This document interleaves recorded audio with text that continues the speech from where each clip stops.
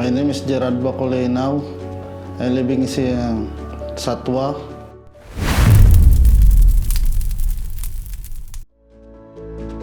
Nine years na ako dito sa Dubai. My work is driver. Bumili ako ng ticket sa Altawa pa Satwa. May kaibigan ako nag-introduce sa akin na magsali dito sa Yuhin. Tapos nanalo. Kaya kayo mga kabayan, kung gusto nyo manalo ng 30,000, sumali na kayo.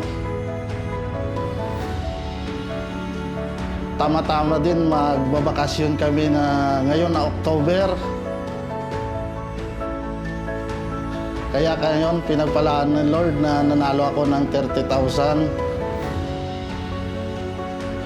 Kaya may panggastos na kami ngayon sa Pilipinas pag magbakasyon.